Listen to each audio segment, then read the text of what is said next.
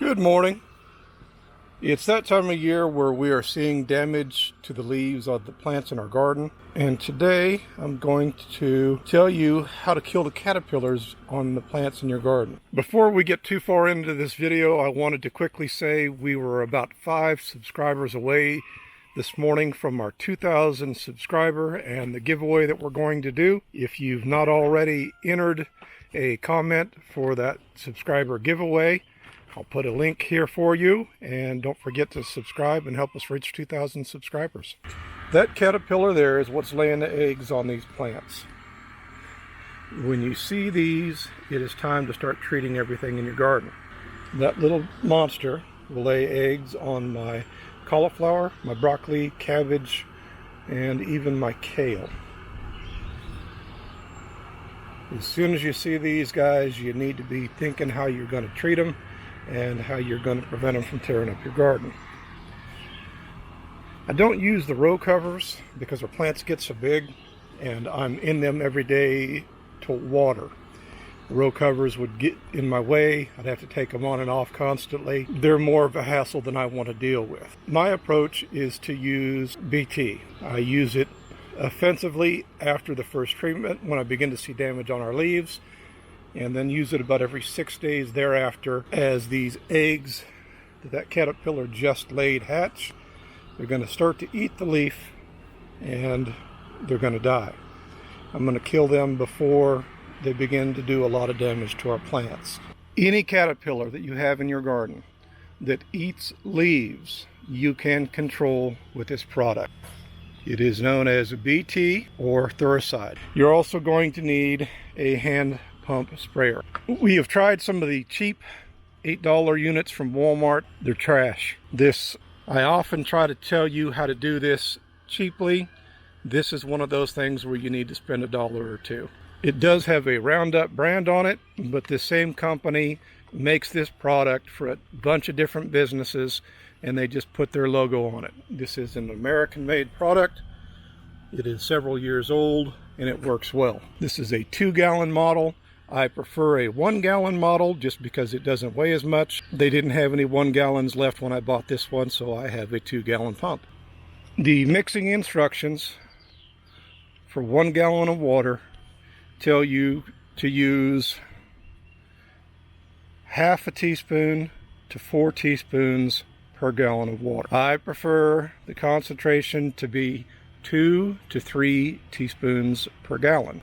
My personal preference when we start to spray the plants is to go through and prune everything before we start this process. The less leaf matter that's on the plant before you spray is going to mean less spray that you're able to use. The pruning of the plants before we apply the BT is something that I prefer to do. It's not in the instructions for the BT. That's how we do it. I'm sharing that with you. I'll let you decide how you want to do it at your home. Some other things that we have learned over the years, preferences for using the BT, is the pump sprayer. Once it's mixed, don't leave it in the sun. I think that it loses its effectiveness while it's in the sun. It's a bacteria. It makes sense that the sun would damage the bacteria. Store it somewhere in the shade and ideally somewhere that's fairly cool. I put this in my garage or on the back porch.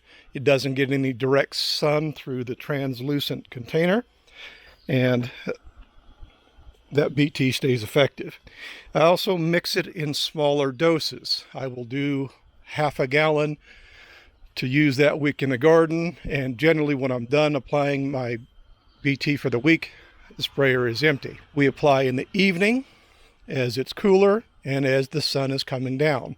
Those caterpillars that are doing all this damage during the heat of the day are going to hide on the backside of the leaves. They come out at night and they do the most amount of damage then.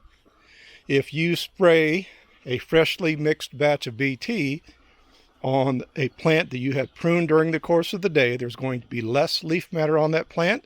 You're going to use less BT and you're going to be in the garden spraying that BT for less time. Because you're applying it in the evening, the sun isn't getting to it and it's going to be more effective.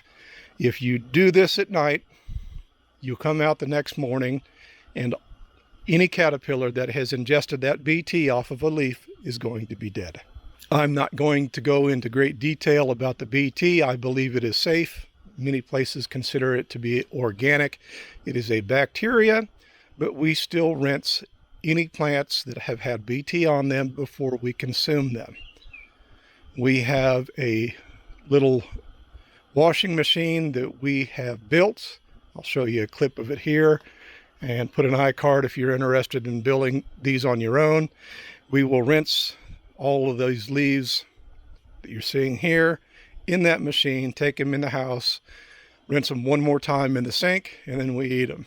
This bacteria is not supposed to be harmful to humans. You decide whether you want to eat it directly or rinse it off like we do. BT only works on caterpillars. If you have insects that are doing damage on other plants, this is not going to be effective on them. BT also works very well on tomatoes for the hornworm. After we see the first damage on our tomatoes from hornworm, I also will apply the BT weekly to the tender parts of that tomato plant near the growing tip where they first lay their eggs and hatch. A weekly application of the BT and you can go on the offensive and control the hornworm.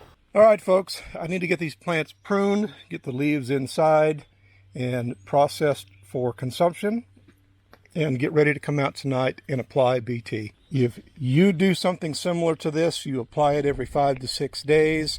I think the egg hatch cycle is about 3 to 4 days for these insects. You can kill them directly after or immediately after they hatch, and you're going to minimize the amount of damage that's done to your plant.